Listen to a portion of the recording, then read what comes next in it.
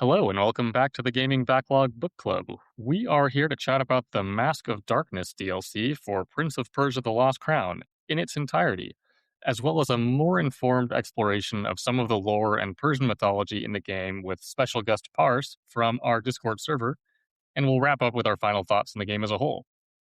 Reminder, we do go into spoilers in this episode for the full game, so if you want to avoid that, start at one of our previous episodes and come back to this one once you're caught up.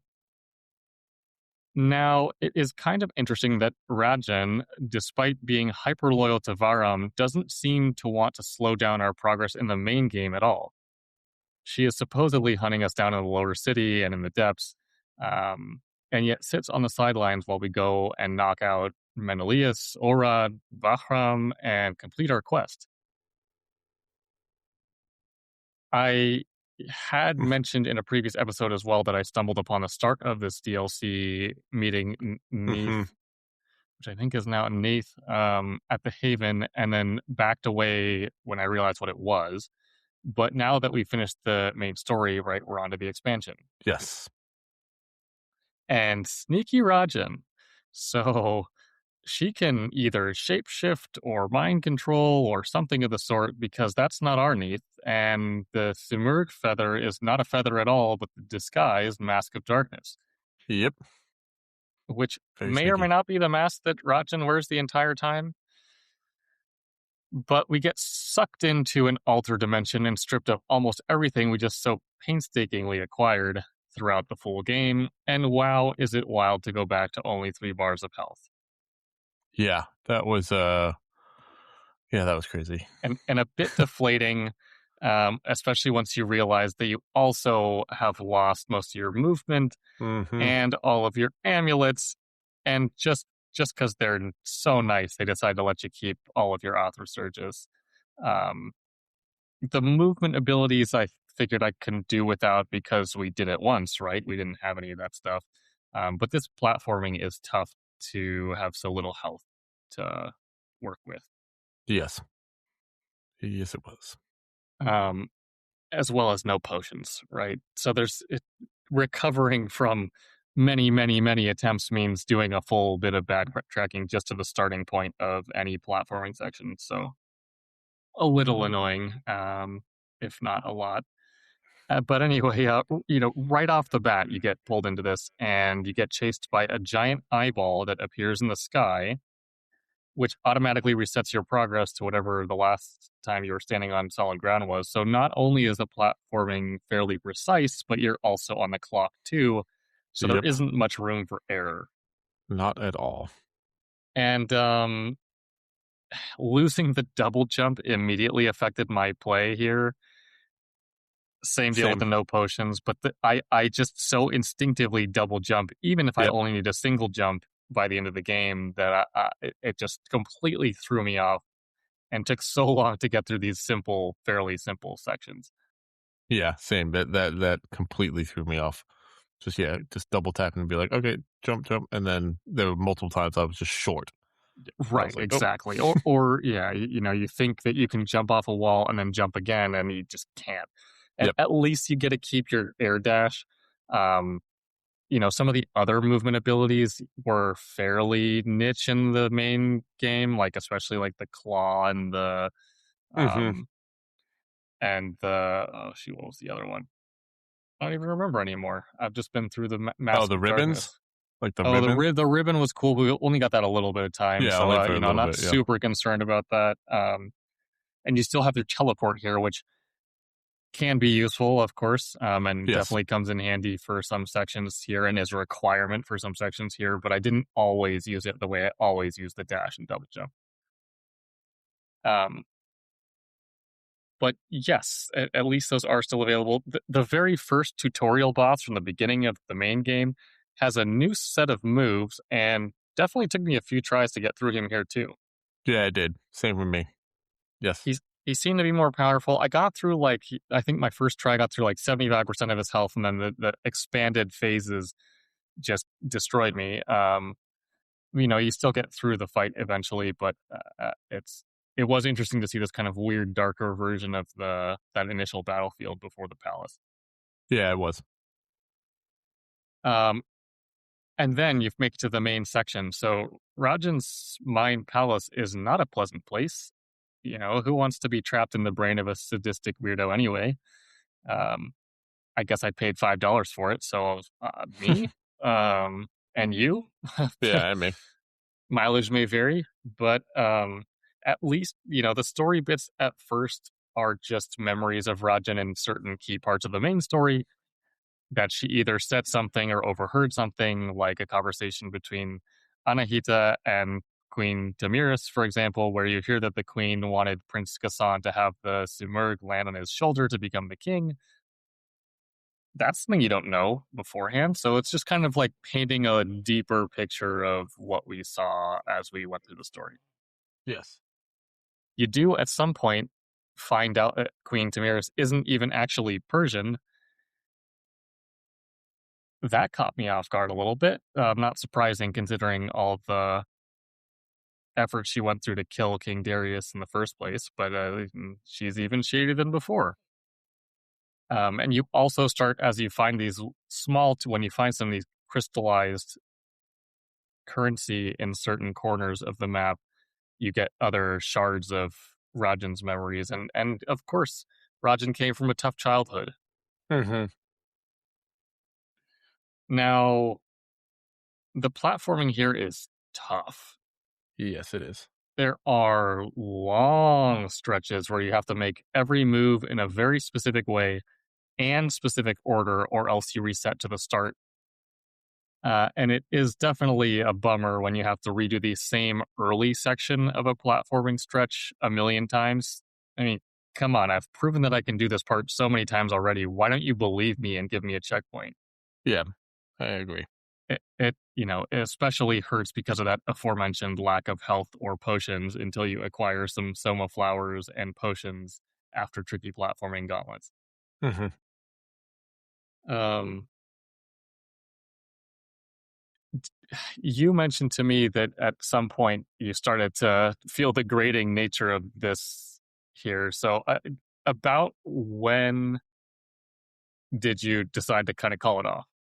Yeah, so to be completely transparent, I DNF'd. Yeah, I DNF'd this DLC. I couldn't finish. I mean, I had some other stuff going I, on, and I'm I'm busy. sure So I'm sure you have the skill set for it, but it's the it, required amount of time and effort to yeah, and I get. didn't have all the time Yeah. and effort before. So yeah, so I didn't finish it, but I tried a lot of the platforming, and it's fun. So I went to both. Like I started off, you're at the mask in the middle, Yeah. and I went left, and I started going through that, I also and I started thought left. I would, huh? You started left as I well. also started left. Yeah, I don't Yeah, and I no got particular reason. pretty far. At least I thought I was far. I will say that to talk about this, I did watch a full blown playthrough of this, and I thought I was kind of far through it, but I was not compared to what I was, and I got like kind of stuck at a part where uh, it's one of those mazes where obviously with the blue warp tunnels where you gotta freeze Mm, yourself, then jump, shoot, go back, jump, shoot, go back, just like I tried over and over and over. I couldn't get it. So I was like, okay, let's go to the right side. I went to the, sorry, on the left Mhm. side, do you happen to recall which it's just I guess describing which part of the map it was approximately? I'm trying to think. It would have been higher because I went Okay. low left to try and get a potion, and I tried many times and I couldn't get the potion, so I just So, gave up oh on that. yeah. So that's what we Um, talked about. So I went low left first too, and I got through what turned out to be about 5 to 10% of the way through that section, and I couldn't quite place. Like I kept forgetting that I had the teleport for starters, and I couldn't quite place how to get beyond a specific portion of that mhm. maze. And so I decided, like, yeah, I'm okay with using a guide. Like, I don't have time to just repeat this a million times if I'm not actually breaking past my own barrier. So I learned I have the skill set to do the moves. It's just finding out and trial and erroring for hours just to get through it was not worth my time. Yeah. So in that specific bottom left potion, that one's a really intense one, with all of those things. And once I finally got past the part I, was blocked on, it's still very tricky. But following a guide on that just helped me move on, get the potion, and kind of start climbing up. Start But that climbing up. Yeah, honestly, that was one of the harder puzzles, if you ask me, platforming puzzles. yeah, it definitely was. Yeah, so I started to climb up. I got to a part where I was then facing a creature that had two faces, like two masks, Oh, a red and a blue okay. on either side. We'll talk about those in a sec. Yeah, I kind of like ran past them. I didn't fight them as much. I saw how to fight them when I watched the video, but I was just trying to like get to where I next had to go. And yeah, I don't remember exactly the section, but there was a section there on the left. I just like, there was one, oh, it was one where I then ended up basically going in a square. And I was trying to figure out how to make myself that I could go the right way, like jump out. I also hated those portals because when you came out of the portal, it jumped you up an extra bit Yeah, because I was, yeah, which, you because where I you would jump there out are of the some. portal and then hit a dash right away, but I'm too high. Yeah, you have to Yeah. adjust for those. Yeah. That's kind of, that's just a thing you got to learn to kind of Yeah. remove your muscle memory to instant dash. But it definitely took me a number of tries to get Yeah. past that kind of um, mindset, basically, or like keep my finger off the trigger, Yeah. especially this is the R2 trigger on the controller, um, and like give it that extra second to dash through. Those were annoying, um, but yeah, the extra pop up. There are some really tight spaces that you have to do that into. Yeah. So I got to around there and then I decided, nah, let's just go try the right side. Um, and then I went and tried that. But I did see in the video, watching the left side of somebody who got past the point of where it was, they kept going, and then the eye comes back. And Yeah, I was like watching this thinking, like, yeah, there is no way right now that I have one slightly the patience and the time to do this. Like, this is crazy. Like, I'm right, sorry. Like, it right, was right. nuts. I was like, this is difficult. It, And it yes, I and can it turn is, the and yeah. you can turn the difficulty down, but it's the difficulty for combat. I mean, combat wasn't that big of a deal. So So, actually, now that you mentioned that, at one point, I think it's on the right side of the main mask door. You you have to go through this section with disappearing platforms while the eye is chasing you, and then you hmm end up in this sort of semi-walled in space. The eye is still hovering in the background. There are two walls that kind of block its sight, so it doesn't necessarily chase you. But when you're not behind the walls, it does and can still reset you to the start. And there's two waves of enemies to fight in there, and they're the kind that can launch you all the way across. So I had to redo that like 20 times before I could move on. At, yeah, but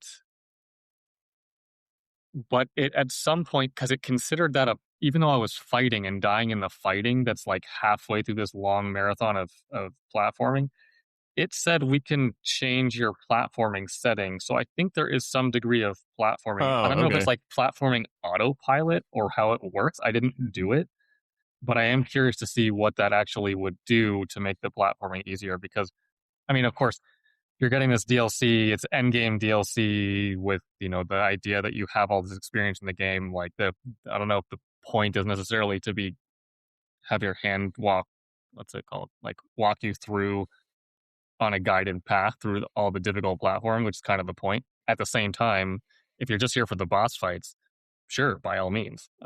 yeah. But okay, so yeah, you had like, yeah, there's the weird eyeball sections.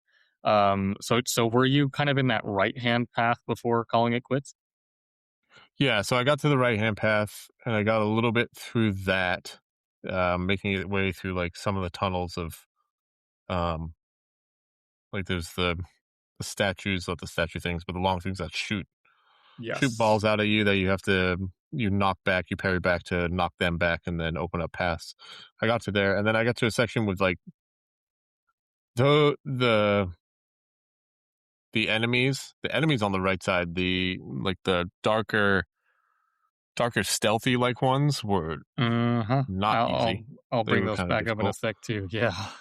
Um And I just got to parts where then like I was trying to do the platforming and getting through it, and then I get to on land on a platform, and then I kept getting hit or killed, and then right back to the start of it, and then yeah, and I tried it It's many times, and then I'm like, okay, no, I'll just watch a. And I was like, I was like, I did all the platforming in in like the main game, and I didn't have like this much trouble. I was like, this is yeah. just crazy, and then They're very stingy with their checkpoints, and it is an yeah, exercise in frustration for sure. yeah, Okay, so you just decided, yeah, yeah, I totally valid. yeah, And and so by that you, time I had been trying. I've been playing this for about 3 hours or maybe a little bit more, and like people were saying like, oh, it's like 2 to 3, maybe 4 hours max to get through the yeah, whole thing, and I was like, I don't even feel like I'm close. at the end of the day, playing video games is about having fun Yeah. and de-stressing in some cases, unless you like the stress of certain genres. But it, if you're not having fun, why keep doing it? Mm-hmm. So, and you know, you got majority of this, the main intended experience from the main game, totally great. Mm-hmm. And so you've watched a playthrough, so I don't need to like explain to you necessarily all this stuff. But I guess like kind of to summarize in case you didn't actually try out some of these later sections, but like the types of new platforming that are here that were not in the main game include those pillars that hang from the ceilings, and some of them kind of move up and down like a screw. When you because you hit X in Yeah. across the pillar, and it rotates some of them if they have the purple arrows. Other ones don't. But so that kind of gets it's simple, but it gives you a tiny bit of thing to have to deal with in some of the chase sequences. Because sometimes you're trying to just jump the other way and it makes you go to the other side. Blah blah blah. There's the orbs that you can shoot with arrows that move you to the other side of the rail. Those are those purple ones we were just talking about. That basically just like suck you up and spit you out the other end. Um, Mm-hmm. those are primarily on the left side. On the right side, there's those bell type orb things that when you attack them, they fling you in the direction they're pointing. Those were okay, except if you whiff and then the up slash is so finicky that, you know, if you whiff, then you're end up going to fall into the pit as well. So those kind of annoyed me. There's more of the disappearing platforms that we saw in the main game, but instead of disappearing when you land on them, they disappear when you jump off them. Which I Okay. liked better. Definitely a lot because you can just stand on it and wait for the next thing to come at you before you move on. Before you move on. I appreciated that. That was definitely a better experience than the original format. There's also those laser beams in various configurations. Those were used somewhat Oh yeah. sparingly. Um, there's the golden floating orbs that you had to shoot to move them to their next spot, and then find the next spot and shoot a couple more times while midair jumping, dashing, teleporting, etc., until it finds its final position and then breaks open a golden light gate of some sort. Um, Yeah. and then you mentioned the giant entire hallway filling statues that remind me a lot of the Mexican mythology Quetzalcoatl statues that shoot parryable balls at you, and when you knock each one back, they retract a little bit more, eventually unlocking a path to continue on or a shortcut back to somewhere you've already been. Mm-hmm. Those weren't tough, right? Because that's just a No, no, simple no. kind of parry thing, except for one platforming section where you had the disappearing platforms and Well, those I at the saw that. same time. Those Yeah, I were was like, that was and it was most of those statues were a 3 parry finish, and that one had required you to go and parry many times. Yeah, fun stuff. yeah. There are also lots and lots more buzz saws on tracks that materialize out of thin air with those disappearing platforms too. And some of these sections also include the damn giant eyeball chasing you around throughout, who resets you to the beginning. I think while visually the coolest, the eyeball sections were my least favorite and my most Mm-hmm. retried. Oh, I bet. Um,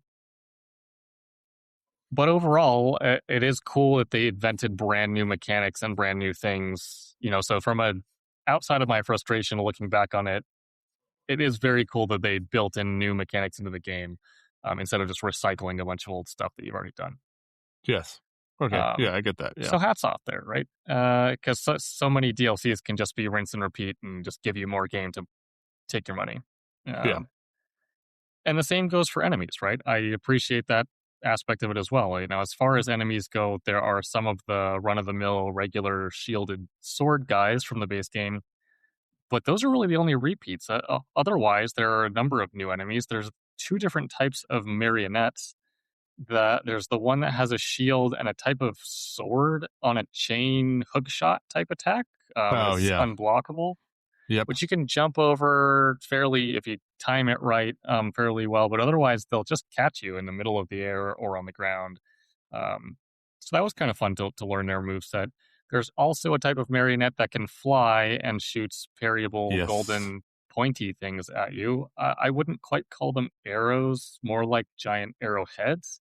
Um, but in the end of the day, they're probably just light. Those were same deal with all the flying enemies in this. Like, if you don't have the arrows to shoot them down, I don't love the jump attack. Like, especially if they're really high above you and then they shift last minute. Yep. They shift last night. If And you you only have a have 10 arrows, and if which, yeah, yeah. you only have 10 arrows here. If you have a platform to get up and dash to them, then you can kind of juggle them in the air, which is great.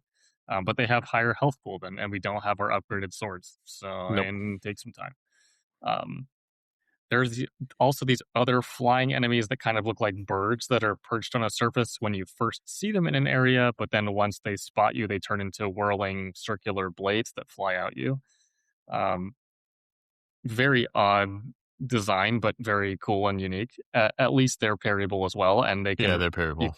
if the two of them show up, you can parry one into the other, and that's always funny. Yeah, I did that. That was fun.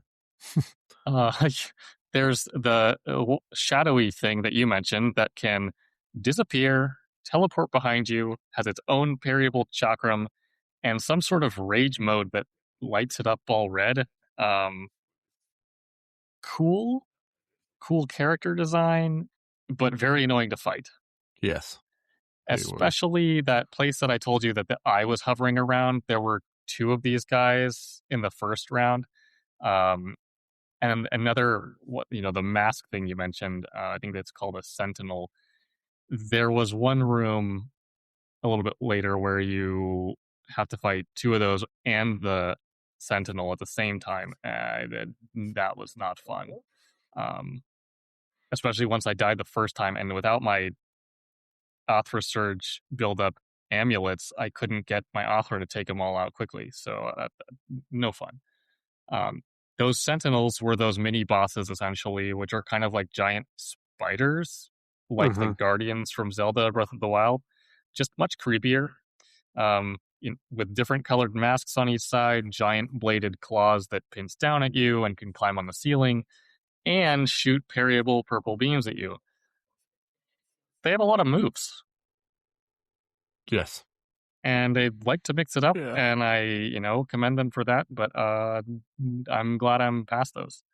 There was also one unique mini boss that had its own health bar called the Undead Black Belt, I think it was, in a corner, who wasn't terribly tough. I was able to use the hold square, distance attack, and then hit L1 right before launching it to launch one, and then teleport back to myself, even if I was already there, and launch the second one.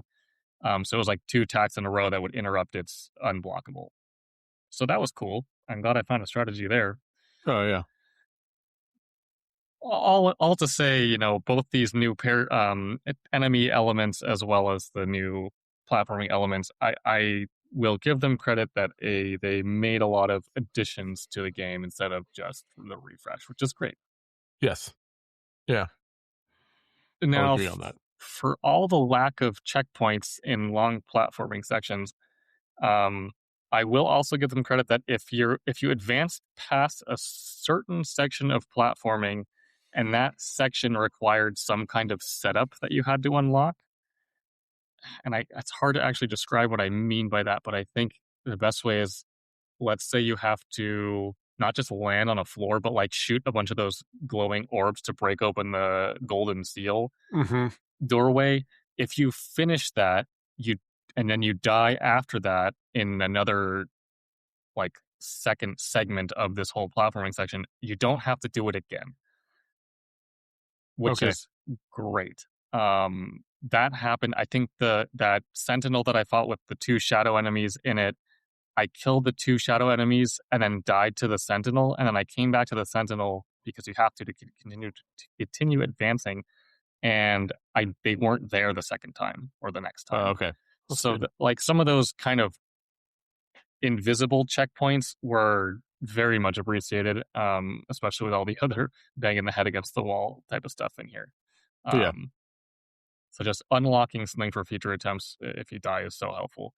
Um, when you finally reach Rajan, the final boss, she gives you a hell of a fight.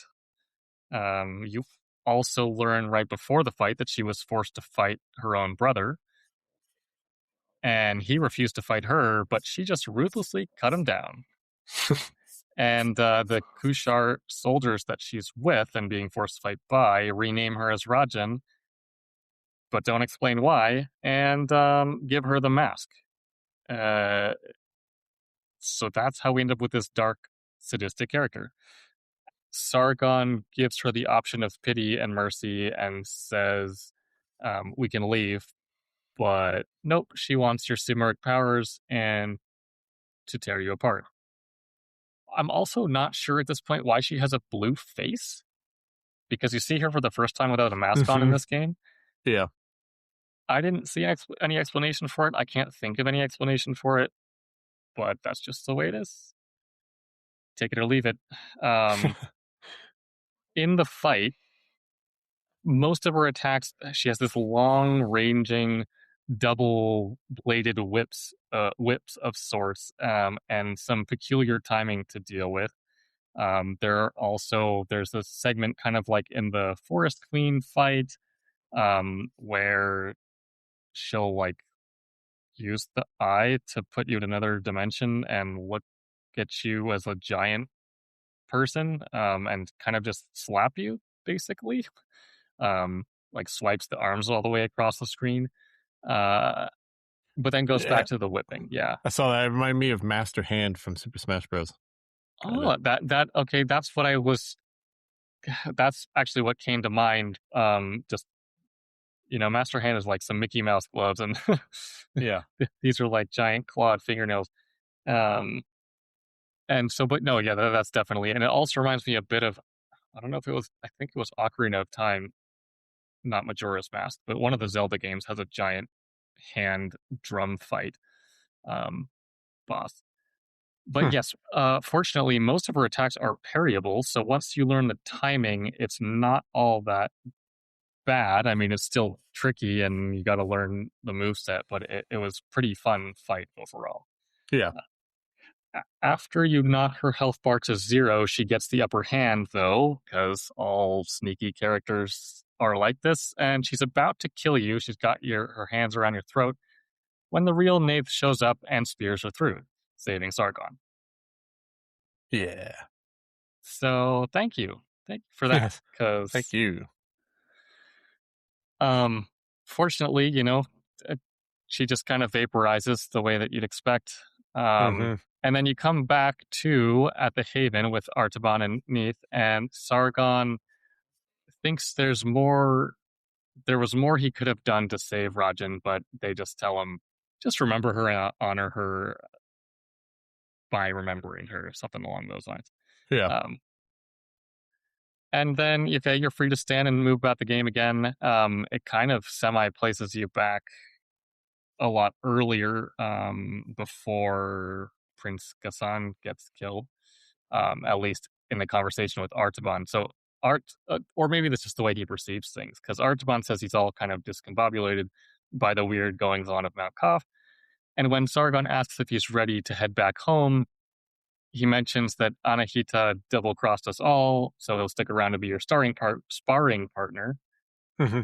Now, after being your trainer throughout the game, you can check out his menu again and fight Artaban as a final boss fight. Yeah. Now, what was that? Yeah. Yeah. I saw this too. This was in the walkthrough that I watched as well. The person fought. Now, Holy hell, what a matchup. He's super strong, super fast, and has this kind of mesmerizingly gorgeous backdrop of just standing on an ocean during one phase of attacks. Yeah, that looked really nice. And Yeah, really cool looking, doesn't really look like, honestly, like sort of the same animation style of the game. Um, but just so cool to see, especially like all the bright, like at the like the sun's there out, and it's not just darkness all the time, which is a good switch from what we just went through.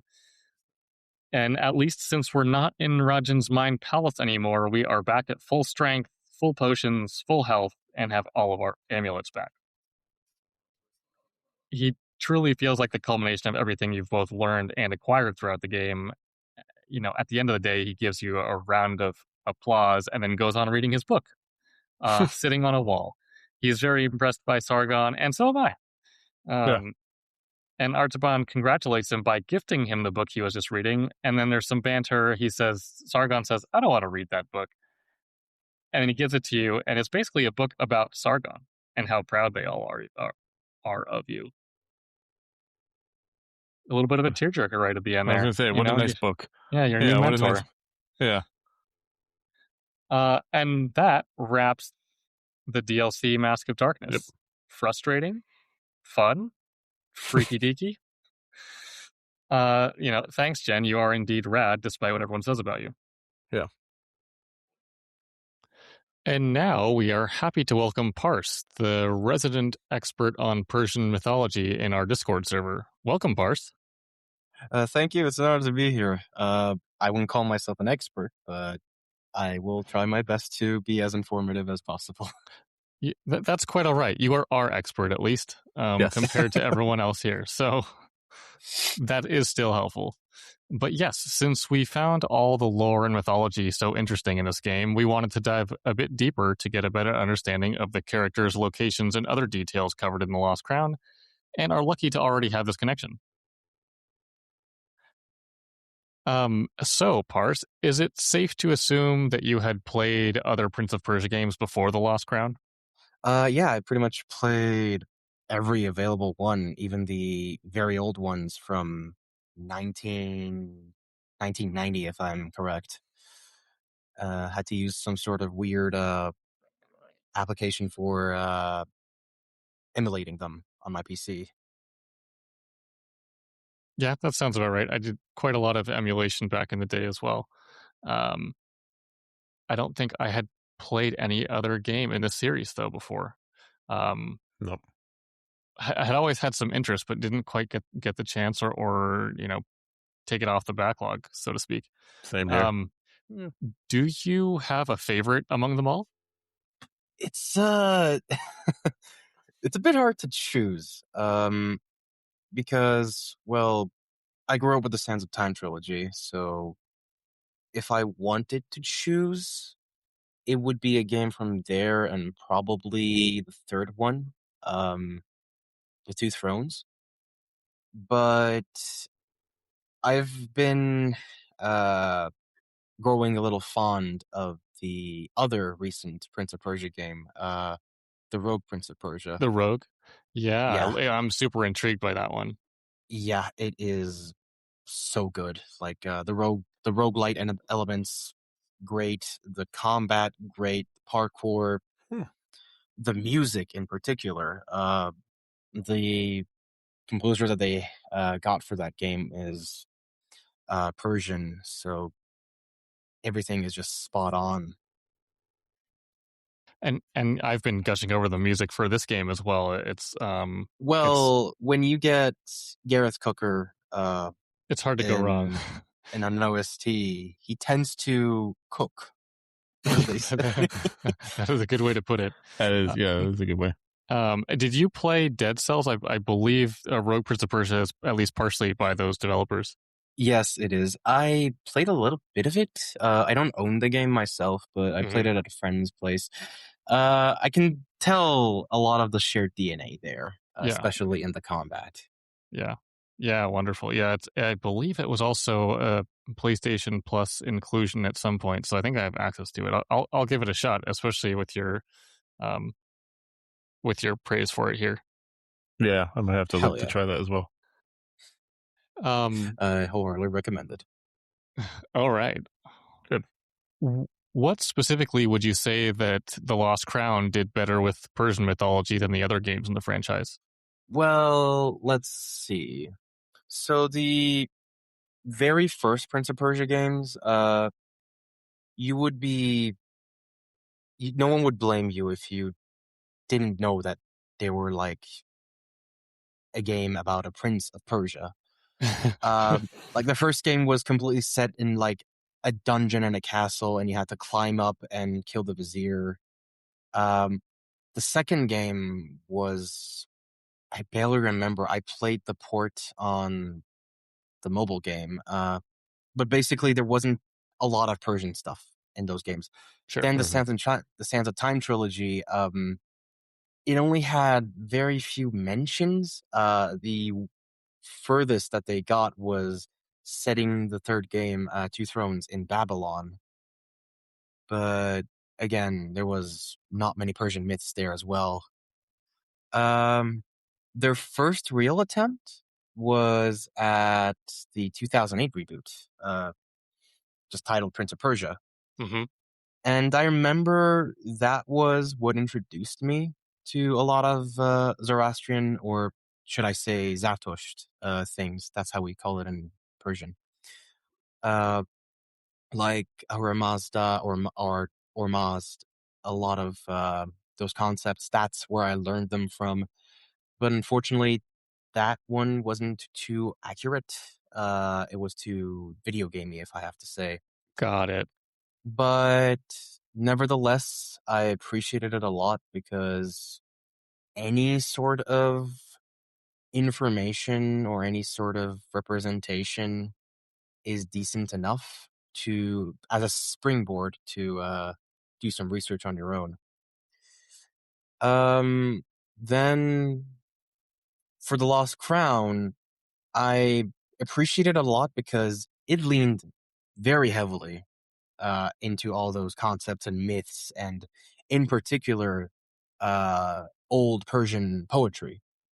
Um, we when we were growing up in school, we always had these poems in our Farsi books, and in particular, most of them were from the Shahnameh, a poetry book by Ferdowsi, and it used a lot of Zoroastrian myths, and it made stories with them. And when I was playing the Lost Crown, it felt like I was playing one of Ferdowsi's poetry Oh, works. okay, very Hmm. cool. And poetry especially is a really good way to be learning deeper into a language as well. I Yeah. recall that Yes, with English back in the day. actually, that is such a good point because the whole reason that Persian as a language still exists is because of Ferdowsi's efforts through his poetry. Oh, no Uh, way. Okay, that's Oh, great. yeah, okay. if those poetry works didn't exist, if other poets after him didn't step up to continue his style, Persian as we know it would probably not be here. Okay, that's even more wild. Yeah. That's, Well, Yeah, thank you. That thank you to yeah. them. That's a big deal. yeah, it really is. Wow. Okay, so I'm going to. You'll have to send us over the spelling of that because I definitely want to dig deeper. It's just so interesting, especially saving language essentially from the Mhm. brink of extinction. Of course, I would love to. Yes. Um,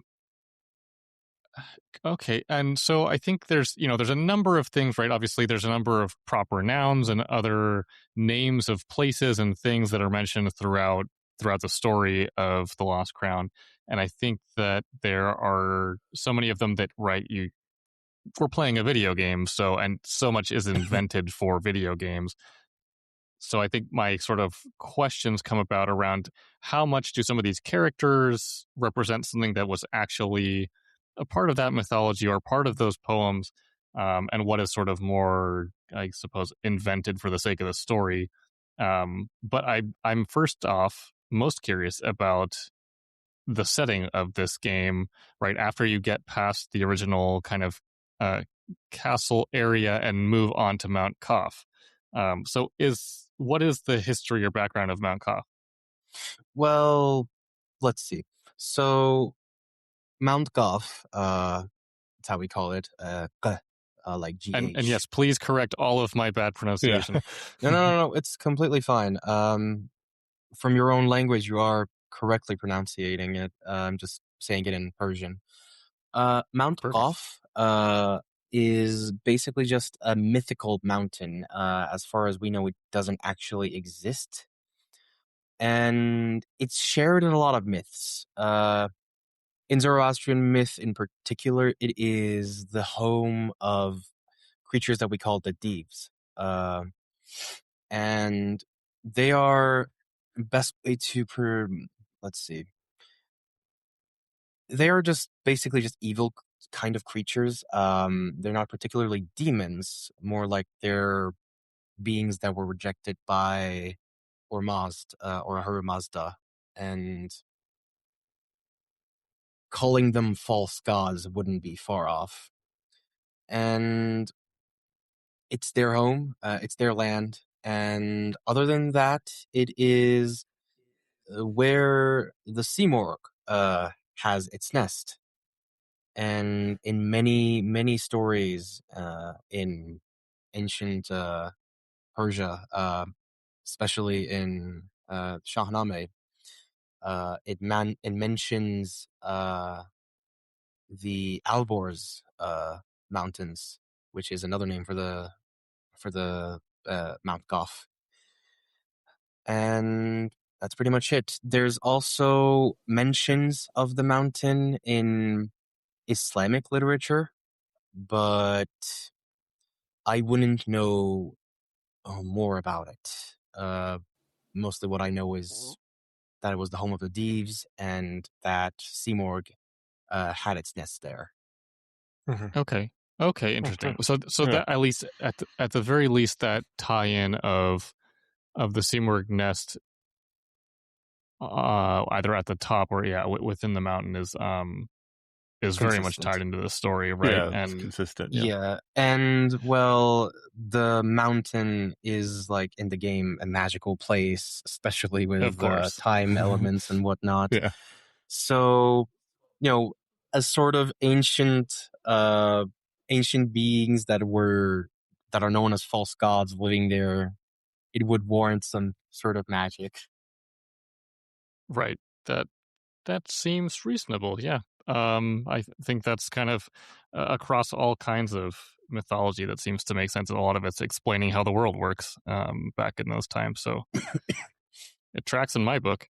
Um, so right as we begin the game, right after the very first sort of animated cutscene, there's a bit of an introduction to your band of misfits, the Immortals.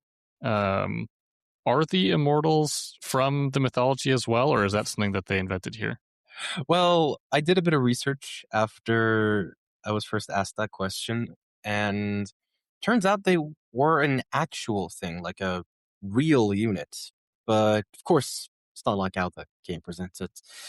Back during the Achaemenid era, which is what the Lost Crown also draws heavily from, there was an infantry unit that had 10,000 members, and it was known like throughout as a great great military unit. It even was part of Cyrus the Great's royal guard, and the name Immortals was given to them because whenever any of those 10,000 men were injured or killed, they would be immediately replaced with just a snap of a finger. That's what they would call them, the Immortals. Gotcha. Okay, so it just had there was someone always available to take someone's place. Pretty much, yes. Okay. And they were named the Immortals by some Greek historians. I may be butchering the pronunciation, but in particular, it seems like Herodotus had named of that.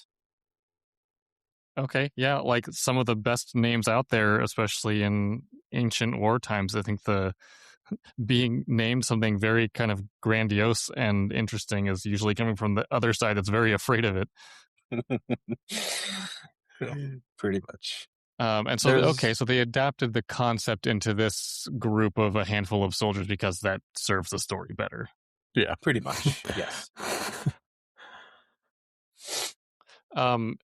And you mentioned the Simurgh, so obviously that is a large part of the lore within the game, right? We're collecting the feathers to get our different time-based power-ups. It is very important for naming the next king of, or I guess prince or king of Persia, right? And so it sounds like that seems like it would come from this background too. Well, let's see. So I have a few things to say about Simorgh. Basically, it had another name before the Pahlavi era, and I can't pronounce it at all. So I'll type it later for you all. It's a common thing with a lot of ancient Persian. Us modern Persian speakers just can't say some of those words. But yeah, it is pretty much just a benevolent creature, a bird-like deity of sorts that has its nest up in Mount Goth or Alborz, depending on what you're reading. And well, let's see. It is mentioned in a lot of stories. In particular in the Shahnameh. Again, I will be mentioning that book a lot here. So in the first story of Shahnameh, the Simorgh finds a small child by the name of Zal, who ends up being one of the big heroes of that book. And Simorgh raises that boy up there, and in further down the book, when Zal's son Rostam is injured by his half brother, Zal goes to the Simorgh to beg for Rostam's life. The Simorgh tries to save him, but Rostam is too prideful to accept the help, and he dies. And other than that, there is some Zoroastrian myths about it, and there's also some Islamic literature about Simorgh, completely different from ancient Persian myth, where it is said to be an allegory for the divine self. In particular, there's something about the name Simorgh, which is funny. So we have this old story that we heard as kids. Basically, there are 30 hens, 30 chickens that go on this grand quest of finding the Simorgh. And they travel far and wide. One of them is too prideful to call off the search because they've been traveling for too long and they haven't found a trace of this Simorgh. And I don't remember if it was them staring into a mirror or a body of reflective water. And all 30 of them came to to that reflective surface. They looked down and they said, "Truly, it seems we are the Simorgh." So why is that a joke? It's because C means 30 and morg means hen, chicken, or bird. And the whole story is just a linguistic pun. It is the earliest version of What are we? Some kind of Suicide Squad? Okay, wow. Yeah, those are. Sorry, were you saying this is more of like a school for like school children, that kind of thing? Yeah, we had it in our Farsi book when we were kids. Yeah. Okay, Huh, that's okay. perfect. Like, yeah, Yeah. you learn It's a bit along the way and yeah, it's get some just interesting a story out of it. story about self-discovery, and saying that, oh, it seems like the greatness was within me all along. Oh, yeah. Okay, yeah, that kind of actually reminds me of the end of the game where Sargon's just sitting out at the palace and looks into the pool of water there and sees himself because he's great, I guess. Uh, and uh, Exactly. and the um and the old man Al Karash looks and he's with that bird. No, it's the other way around. The bird is the old man. Yeah, Yeah, I had my prediction pretty wrong on much. that one. You're getting it. Huh. Very interesting. So I think, let's see, I've got a handful of these bosses that we come across. What do you know about Jahandar the Manticore? Well, there's not anything that I know of and my uncle knew Oh, of about okay. anything called the Jahandar. There are some Shahnameh figures, Jahangir, which means the world taker, or Jahan Suz, which is the world burner, but Jahandar, which means the one who has the world or carries the world, doesn't exactly ring a bell. But there are a lot of manticores Okay. in Persian myth. Fun fact: Manticore itself is basically, the name just translates to man eater, and the name came from the Persian word matkhar. Uh, so they are, as depicted as in the game, they are like creatures with the body of a lion, a scorpion tail, a human face. Hmm. Obviously, the human face was toned down. And it was said that they had the voices of their voices sounded like the trumpets, uh, in a Oh, way. interesting. Interesting. Yeah, and that is all she wrote. Okay. No, that's curious. Okay, so the specifically named Manticore here that was imprisoned by King Darius is an invention, but the Manticore itself does live within the mythology. Pretty What much. about Aishtaha? Ijdaha. Pretty close pronunciation, actually. Yeah, so I realized that I was doing a bad job, so I started listening more intently to the to obviously to the Persian dubbing Dubbing, yeah. and tried to capture and practice the names of these a bit better. So thanks, I appreciate that. Good full marks on that one. You did good. But yeah, because I heard a lot of people call him Ajdaha. And yeah, but yeah. So the Ajdaha, it is what the name says. It is what it is on the tin. A dragon, and there are some dragons in Persian myth. Particularly, there is one that my uncle knew of, and apparently it isn't slain. Um, it is a dragon that is sealed in Mount Damavand, which is an actual mountain in Iran. It is one of the volcanoes in northern Iran, which I'm actually Okay. close to. So I'm hoping I don't get a dragon Yeah, don't want to visit anytime from s- one of those. anytime soon. Nope. Yeah.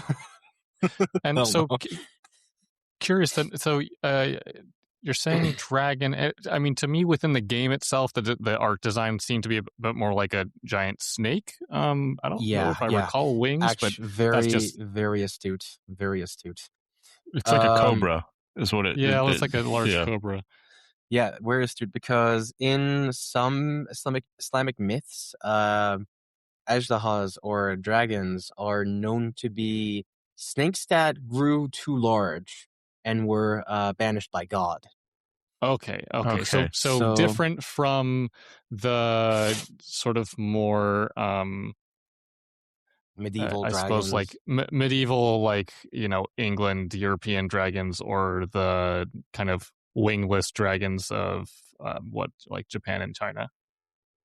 I suppose so. Yeah. Well, they Yeah. are Okay. all reptiles, so they are very That is close. true. They all seem to be in the same family, if you ask me. I would say the same. Okay. Sorry for peppering you with all these questions, but I got more. What about Anahita, Anahita. your mentor that betrays you? Well, of course, I have to say that the Anahita in the game and the Anahita in myth are very different. They share a name, but they're not exactly the same person. In Zoroastrianism, it's very much a single god religion. Everyone worships Ahura Mazda, but there are some figures that they call, well, I call Izad. Um, and they are basically beings with high divinity granted by Ahura Mazda. And eventually, as time went on, the people of Persia were so enamored with the Izats that they ended up thinking of them as gods themselves. And Anahita herself is basically just a lady of the waters. She's also considered to be the guardian of the month of Aban, which in our calendar is a month in let's see, it's around October or November, if I recall. Yeah, it is. And let's see, if I wanted to draw a comparison, during the period where the Greeks ruled over Persia, there was, of course, a lot of cultural um, exchange, and eventually, like, pantheons were like compared to each other, and Anahita became associated with some of the other gods and other pantheons, namely Athena, Aphrodite, and Artemis. Um, and also in, if I wanted to say, in Zoroastrian iconography, the lotus is associated not with exactly her, but with her cult, especially in the Sasanian era. Hmm. That is most of my information on her. But yeah, she is not particularly a god in Zoroastrianism, but she is considered to be someone with high divinity. Okay. Okay. So they make her in this game, right, like the general of the immortals or of the army, and so has a high degree of power, but yeah, not necessarily calling all the shots. Okay, so that's interesting. And you say the lotus flower, you mean? Yeah, we call it the Nilufar. Okay. Okay. Huh.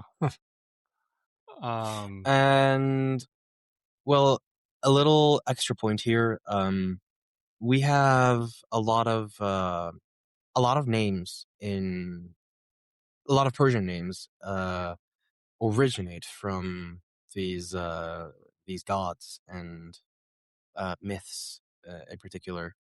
Uh, from Seems what I reasonable. recall, yeah, Yeah. for what I call my own name, originates from there. I'm not too sure where. My uncle just said it out loud, but I would guess that Anahita was named after the god and isn't any sort of representation of And her. isn't that Okay. is a good point. Yes, Yeah, that's a good that point. Yeah. which it very common in many regions around the world to name after important people or Very things much. or what's Yeah.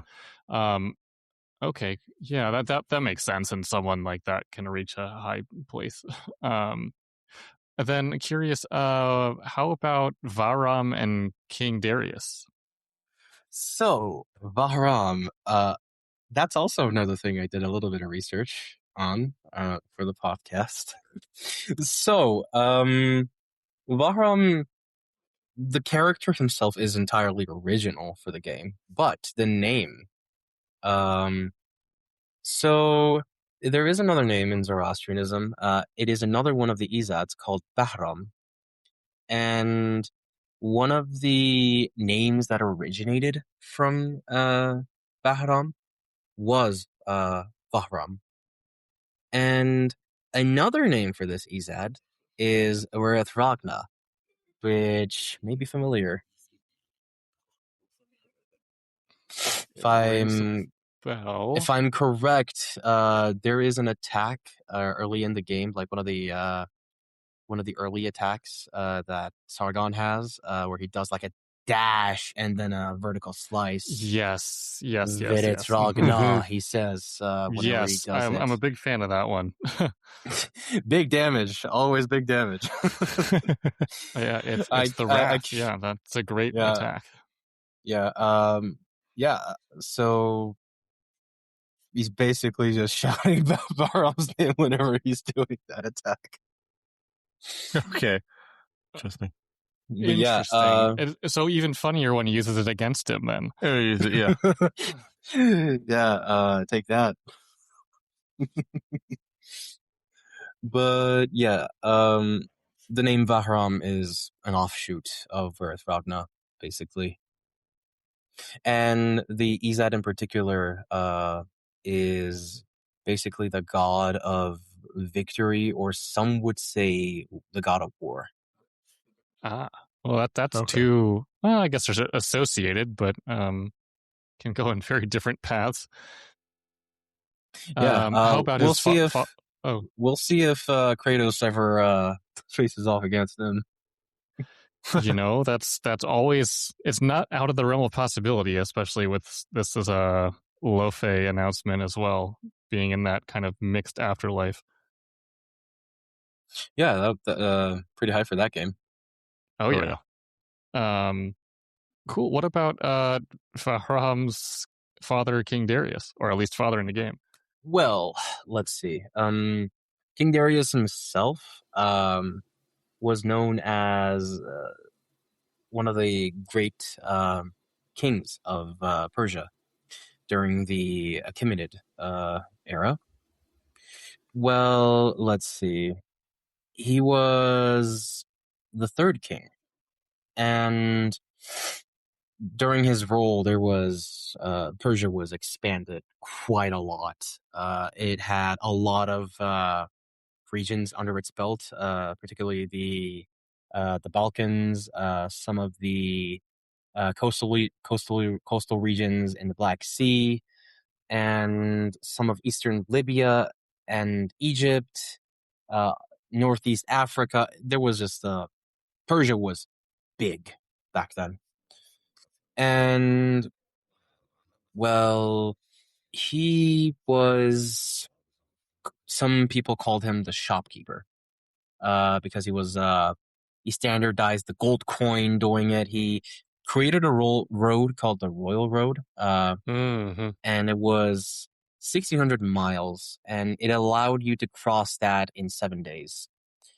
Wow. And there's also a famous declaration of him that says, if I want to translate, I am a son of Persia, an Aryan, of Aryan stock, which sounds very, especially for Westerners, would sound kind of not great, but Persians back then were very big on the Aryan stuff.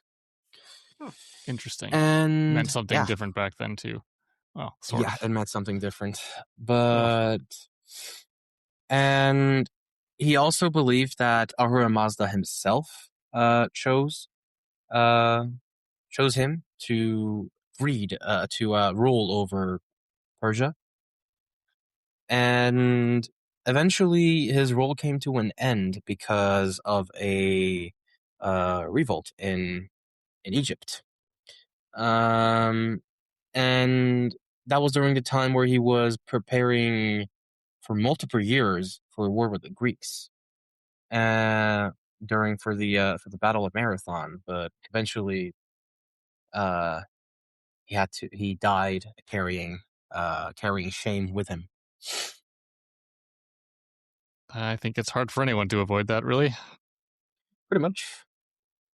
Um, Interesting. So, okay, a very true person here. I doubt he was a giant 10-foot zombie with a icy and fire blade, but which is a good thing, right? It Yeah. sounds like he was a much better guy than that. Yeah, definitely not.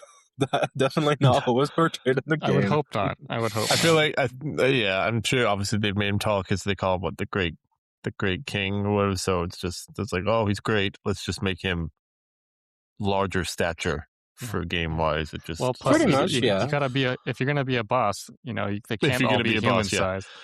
Yeah, well, Very much. There's a lot of pictures of him throughout the places that he ruled. A lot of vases, a lot of texts, Mhm. and if I am correct, there's also some. There was some stuff in Egypt, um, especially some of those vases, and s- like in particular, if I remember correctly, there were hieroglyphs on a specific Egyptian alabaster vase that said "King of Upper and Lower Egypt, Lord of Two Lands, Darius, living forever, year 36." Huh. And yeah, there's a lot of references to him in especially in Greece and Egypt. Okay, yeah, I mean, I'm definitely gonna have to research that more, considering how based reality it is. Um, okay, I've got two more to ask on. You've mentioned multiple times throughout here, and so it sounds like it's the overarching god essentially is Mazda, right? Yes, Ahura Mazda, or as he has been known since the Pahlavi era, Ormazd, um, which is a pet peeve of mine because during the 2008 reboot of Prince of Persia, he was called Ormazd. And correct me if I'm wrong, but that game does not take place during the Pahlavi era. Most definitely not with those attires and sand everywhere. Yeah, But yeah, basically, if I wanted to describe Ahura Mazda, he is just God. got it. Yeah, As it's the way he was mentioned and referred to and described within the conversations in the game. It seemed to be what it was alluding to. yes, he is just God as we know him in many religions. Sure. The only thing is that he has seven if I wanted to say seven archangels or like the Izads, which Anahita is part of, and um, he is the opposition of what we call uh, how do I say lies or chaos, Oh, which the Deves follow. okay. So yeah, Interesting. pretty much. Interesting. And Interesting. yeah, there's not much more that I can say about him, other than the fact that he's God. Yeah. Okay. That easy to create a 1-to-1 across a lot of cultures with that. Yeah, there's if I'm also correct, he is like Aramaza is also part of the 101 names of God, if I am correct. Gotcha. Gotcha. Okay. Yeah, that sounds like it makes sense. Early on in the game, there's a lot of sort of those stelae, like the tablets, or statues or what have you, that with text on them that give you bits of lore, and Mhm. And of course, your checkpoints here are the Soma tree. So I'm curious about Athra as a concept, as well as the Soma tree.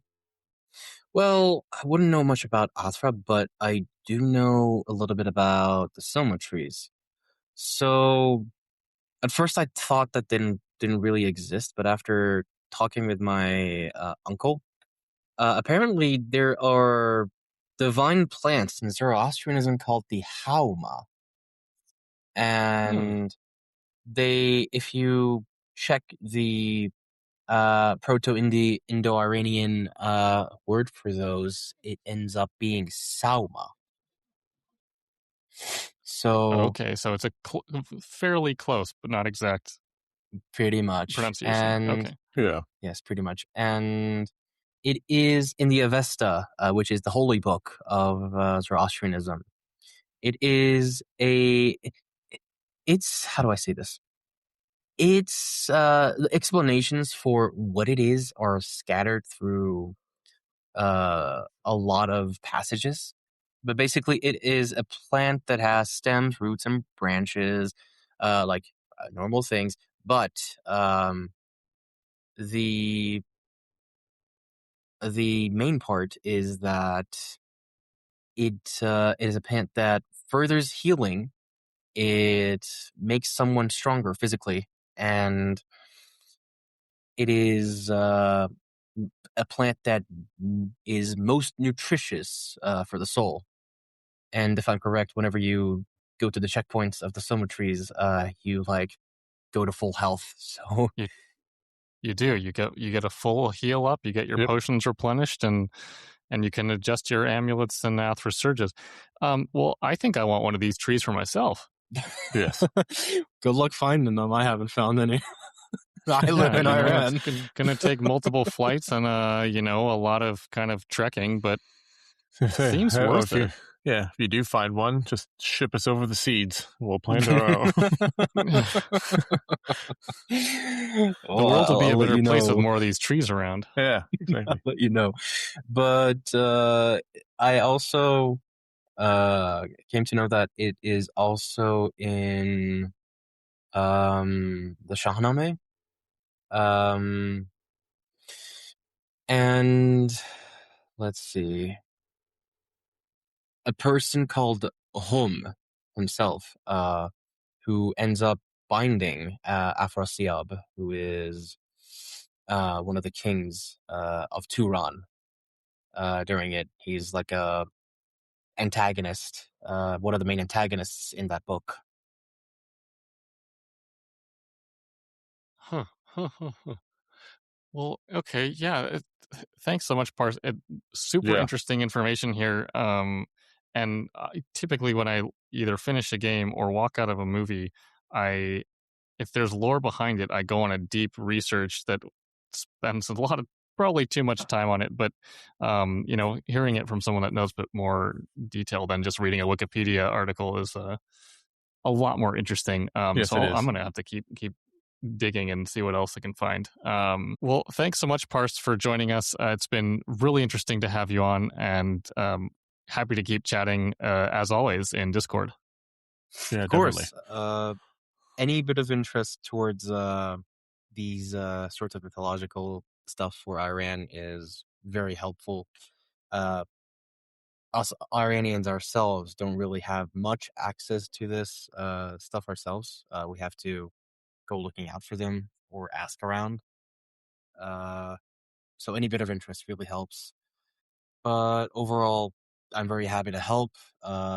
My information may not be 100% accurate most of the time, but I hope that these games and their rich lore ends up making people interested in going out and reading about these stuff themselves.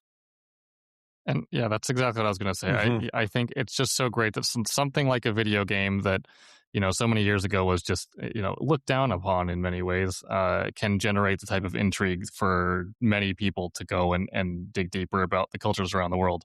I think same can be said for the God of War series in both of its iterations and many other game series, and I really appreciate having the chance to have played this one and chat more about it with you. Oh yeah, Of definitely. course.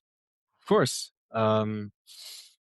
I will always be happy to talk about these sorts of things. And I sure hope you guys go and read the Shahnameh. I'm going to add it to my book backlog. Yes. Yeah, that'll be. I just might as well. I My will effort be growing. happy to hear your thoughts. We'll get back to you. I can't Yeah, we promise will. it'll be soon, but it will happen. No pressure. Awesome. Well, thank you so much, Yes, and thank you so much. we'll continue the Thank you chat for on having Discord. me. And now for the bookend. Alex, now that we've played it, how does The Lost Crown compare to your expectations from our pre-playthrough episode at the start of the season?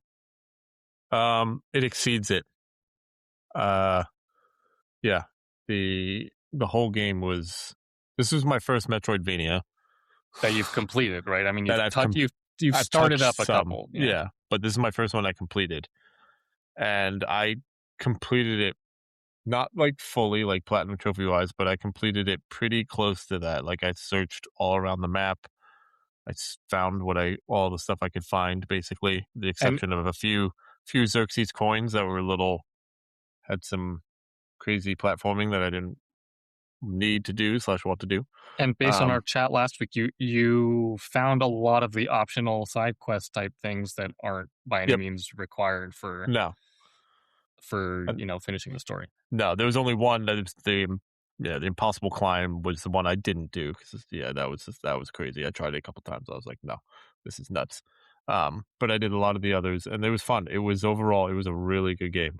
I had a lot of fun with it. A lot of fun with it. That is great to hear. Yeah. Yeah, I love the mobility in this game. Yes. Even though much of it is just animation flourishes and not like major movement outside of the traditional Metroidvania power-ups, those kind of flourishes and backflips and all that just add some spice to the animation that I couldn't get enough of. It made it feel all the more lively and acrobatic, like I would expect a Prince of Persia game to be, having not played one before. Mm-hmm. Something I mentioned not in the first episode about our expectations for the season, but the first gameplay episode, is how I was excited for the soundtrack by Gareth Coker. And it's great all around, but credit where credit is due. It's not just Coker featuring Mentrix on some tracks as I had originally thought. She has many individual songs on the soundtrack too, and they're just as great. I would say I enjoyed some of them significantly more as well. And Gareth Coker is a high bar, so I'm a huge fan now. Another person to add to my long lists of musical artists. Yeah, it was a really good soundtrack. It was really good. So I think it's time to kind of give a bit of a rating and a review. What would you classify this as? Let's see. I'm not putting the DLC into this That's since all right. I You DNF'd it. can, yeah. But for just the main game overall, my first Metroidvania and like fully completing, um, the story was okay. It didn't massively hook me. It's not a You'll bad story. It's not. hear as you have more discussions about them that Metroidvanias hardly have stories in most cases. Yeah, If it's so, they're of more the environmental, but this one yeah had a bit more of a blatant, obvious story to it with some cutscenes and all that. yeah. So you can absolutely judge it based on its story. I would. I'm gonna go with 8.5 out of 10. Great. Yeah, I had a really good time with it. Yeah, I have a number of Metroidvanias under my belt. I think this puts me at 17 or 18, possibly. Big fan of the genre, although there are so many more out there to play. Mm-hmm. And I, after playing it, totally get why so many people say it's one of the best modern Metroidvanias that can sit alongside Hollow Knight and Ori and a number of other series. And so I'll give it a 9. overall, I really enjoyed kind of the biome diversity. I enjoyed enemy variety was awesome. Yeah, the enemy variety was great. I really enjoyed the boss fights. Yeah, Yeah. yes, the boss fights killed it. Beyond your normal grunts in the kind of city areas of the game, the lower and upper city, I really enjoyed most of the enemies we fought throughout. They keep you on your toes. They're interesting. I especially love those time afflicted guys that threw spears in reverse in the pit of eternal sands. Um, Mm-hmm. and That's like really some of the cool. beastly enemies, like it just the variety was great. And really kind of just enjoyed the entire experience. There were, some less interesting moments or areas, but all in all, great game. Yeah. I think the thing that keeps it for me from reaching up into a 9.5 or a 10, if it at least allowed you to reconfigure your controls to allow D-pad for movement, I might have given this a 10. Okay.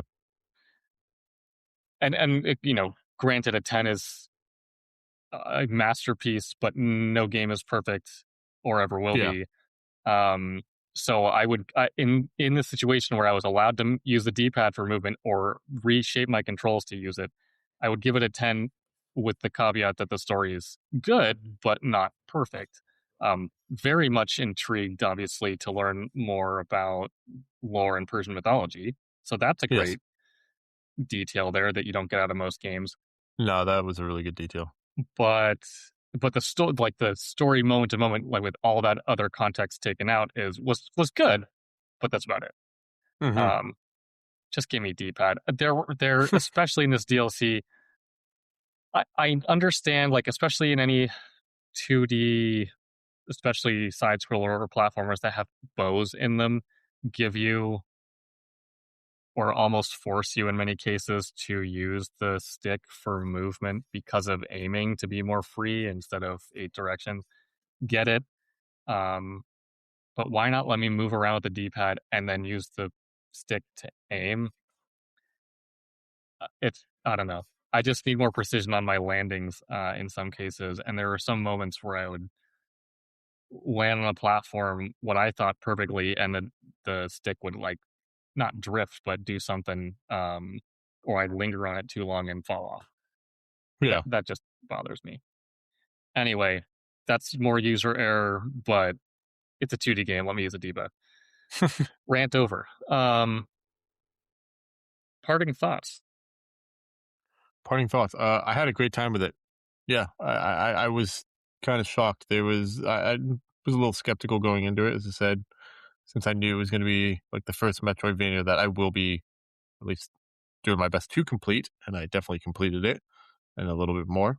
Um, yeah, but I had a really good time. I enjoyed. They definitely, I feel, maybe compared to some others, and I'm sure compared to some others, a lot of the whack trees around, so it gives you pretty good like save points. They weren't like super close, but they were close enough to each other where if I had to run back and forth, it didn't like seem like didn't make you feel like, oh god, like all the way back. Yeah, But they were fairly generous with them with this yeah, but placements. then Yeah. once you can get the fast travel, and then Oh once yeah, you can get the fast travel perk the for walk walk trees, tree fast travel trees, yeah, after is huge. is huge. I loved it. It was Yeah, great. that was Um, massive. So yeah, no, I really enjoyed it. I had a really good time with it. I put a lot more hours into it, the whole main game, than you expected. than I expected, and yeah, I had a really good time. Yeah, I want to know more about Fariba. Like, Hmm. who is this kid? How does she have whatever powers it is that she does have? And who is she really? Like, is she just an alternate version of the mage that's sitting right next to her in the Haven? That's a theory. I would kind of like to know more about the blacksmith, the giant, I guess, goddess Oh blacksmith, yes, who gives you all your upgrades. Um, that was pretty cool. Uh, yeah, I don't know. I'm curious about some of these characters to know more about them, but since many of same. them don't, have much basis beyond game invention, that probably we'll never find out. So I Yep. just got to accept that. I wish they had given the chakram its own dedicated button. Yes, I agree. Yeah, because there I, are many times I'm trying to throw it and I'm just shooting arrows. yeah, I mean, I think specifically for me, because I wanted to use it a lot more in combat. It's a cool weapon to have, but holding triangle took too long, and it was Yep. just too unwieldy with the fast pace of the combat. Like I could never get it off fast enough before getting hit. So what's the point of that? Yep. You know, so I practically never used it. Parse actually in Discord at one point said that, yeah, hey, did you know that you can parry your own chakra when it's coming back to you? That's cool, but enemies are coming at you too fast for me to actually get much use. But it's a cool weapon. I just would have preferred a different button placement for it so I could use it consistently instead of by accident. Yes. And there's so many possibilities available with that kind of thing. But nope. I will say that you have the option if you go through all the platforming, you can unlock a number of amulets since they strip them all away from you in the Mask of Darkness, and you can get a vampiric version of the chakram, which is so much more fun than the regular version. That I wish I played the DLC much earlier so I could use this vampiric chakram in the base game. Which I don't know if you Oh, okay. saw it used much in your playthrough. Like you No. get, I think there's a third amulet that I didn't get. I got one amulet first that lets you jump up and hit down X, and it'll place this kind of proximity mine esque circle on the ground, which never actually hit anyone for me. So good riddance. But this chakram, you throw it, and then when it's out in the middle of the air, if you hit triangle right there in that spot for like 3 or 4 seconds, it's just spitting there. It lights up red, and anything that gets caught in it gets damaged in this whirling blade. And then when it comes back to you, it heals you. Oh, okay. That's cool. It's awesome. Yeah, that would have been Um, cool in the main game. So yeah, that would have been cool. so I doubt I'll ever replay this, but if I do, I want to do the DLC the second I get access to it. Yeah. Um, And I guess, okay, otherwise, it came to me after playing this DLC in hindsight. I've realized that not a single boss is fought in a room that has platforms in it. Like, not a single platform, with the exception of maybe the jailer in the Sacred Archives. Yeah, it's Um, more of a mini boss. it's Yeah, more of a compared mini to, boss. yeah. Did it have a health bar? I don't No, remember. it didn't. So Nope. if it doesn't have a health bar and its name on the bottom of the screen, then it doesn't count. So there's no major boss fight with platforms in it, which kind No. of struck me as odd, but it didn't need them, which No, it is didn't. an achievement on itself. Um, Otherwise, I came across a post on Reddit from someone whose username is totally butchered because I think autocorrect screwed it up. Dimitro Emelian, something like that, on the Prince of Persia subreddit the other day that gave some insight. I'm sure is also available in many other places of the internet, but this is where I found it. But about how the most famous enemy in the first Prince of Persia game exists because of a system memory limit. Hmm. Um, and I bring this up because of an assumption that it's relevant to the Lost Crown. So this person, Dimitro, says, everyone remembers the mirror fight in the first Prince of Persia from 1989, where your own shadow steps out, picks up a sword, and you find out you can't just kill it. Ring any bells? Yeah. So yeah, the alternate Sargons Ultimate we face Sargon. off Yeah. against and merge with eventually all have a very legitimate multiple timelines based lore reason for existing in the Lost Crown. But it sounds like finding a lore reason to do so is a callback to that original Prince of Persia. That's cool. The interesting thing is that in that game, that enemy only exists, right, because the game ran out of memory. So Jordan Mechner, the creator of the series, couldn't fit a new enemy into the Apple II's minuscule 128 kilobytes of RAM. So instead of making one, he flipped the prince's own animation against itself and called it the Shadow Man. Huh. Pretty cool. That's cool. Um, Now, of course, of all the games on our schedule for this podcast, this is one of the ones I would least expect to find it, but since it came to mind while playing, I'll mention it. In our first handful of games we played, there was this very unexpected through line that connected various games in the most random way. but has not made an appearance in a number of seasons. Can you guess what it is? Oh, pizza. That's right. It's pizza. Pizza. We haven't had pizza appear in any of our book club games in so long, it almost makes you wonder if we're focused on the right thing when deciding what's next. Maybe we should reprioritize our upcoming seasons for the more important things. Yeah, maybe we should. I don't know. I feel like there might be. I think some of the ones that we have coming up, I think there's a chance. There's a possibility. There's There's a chance that we're in a world with pizza again. Yeah. And if not, we'll need to start correcting it. If anyone has any suggestions for games that they know have pizza in it, we'll be happy to hear them. Exactly.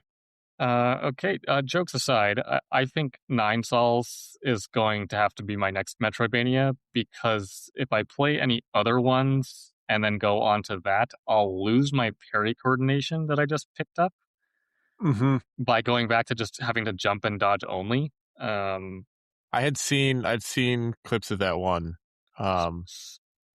and yeah, that one was intriguing to me. Another masterpiece, but very difficult. So I definitely will play it at some point. Give it a try, but don't hate me if you don't like it. It's often compared to Sekiro. So, okay. but the parrying is supposedly amazing. I'm sure Nine Sols' implementation of parrying is very different from Prince of Persia, and from the sounds of it, significantly more difficult. But better to start from an arbitrary kind of 50% skill set from Prince of Persia than the 0% skill set that I would be if I switched over to a non-parrying Metroidvania. I had thought of, for my next Metroidvania that I want to play, is potentially doing one of the biggest ones of all time in Symphony of the Night. There's no going wrong with that. Yeah. I think maybe half the people that are fans of Metroidvanias might suggest that. Since you've played a modern one already, like, go back to the start. It's not a bad choice. It's a great game. Ask the guys over at the Inverted Castle what they think. I know. I will have to ask them. Yeah. When you were talking about Nine Sols, I started listening to their episode on Nine Sols because I had seen about it. Yeah, because I was just intrigued. Also, I didn't mind if I was to get to that game in the future. Like, if I listen to it now, I'll probably forget some of the stuff. Sure. Sure. So yeah, but I had started it, so I'll probably continue the episode with them. But yes, we'll have to intrigue to see what they think. But yeah, Symphony of the Night is the next Metroidvania that I'm wanting to play. So yeah. So that you're already kind of answering my question that I had here, which is, what do you think? Did this experience and the fun you had with it convince you to insert more Metroidvanias into your regular rotation of game genres that you play?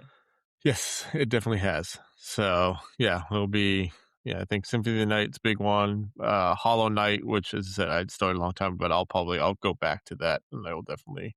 I think now that I've had this experience with it too, and fully finished one, and kind of know overall in general what to expect or what like Metroidvania is more like, then I definitely think it will help me keep going on other ones that I want to play.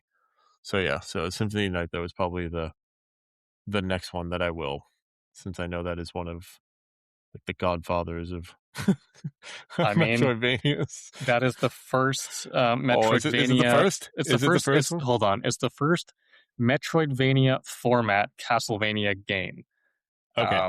To reflect back to our first episode of this season, so Metroidvania being an amalgamation of Metroid and Castlevania. Since the very first Metroid game, it was always in this format. Castlevania had a number of games beforehand. I believe the final one was Rondo of Blood, which may have had another name originally. Which is the lead. It's like not the prequel because it came out first, but it's the lead into Symphony of the Night story-wise. They actually connect. Okay. But that one's in the classic Castlevania format, which is it level-based? It's somewhat level-based. It's level-based, yes. And you go through different areas and fight bosses and move to the next stage. whereas Symphony of the Night moves into this interconnected world with backtracking and ability gating and the classics of the Metroidvania genre. So Metroid really created it, and Castlevania combined and merged with the concept. And I think every Castlevania since Symphony of the Night has been like that, with the exception of those 3D ones. Okay. Someone correct me. I'm probably wrong about that. Anyway, Symphony of the Night, great game. Cool. Highly recommend as well. And I'm glad, both you're welcome for making you play one of these. And thank you, because this is like a personal victory for me. Yeah, you're welcome. So everyone, what did you think of Prince of Persia: The Lost Crown? Let us know on Discord. Yes, definitely. And based on this positive experience, we'll probably get another Metroidvania on the schedule in a number of seasons too. Oh, we definitely will. I know there are definitely some other ones that neither of us have played. Can't beat that. Yeah. There's a lot of them out there. Oh, yeah. I have a list of options for you already, so. Okay, good. Cool.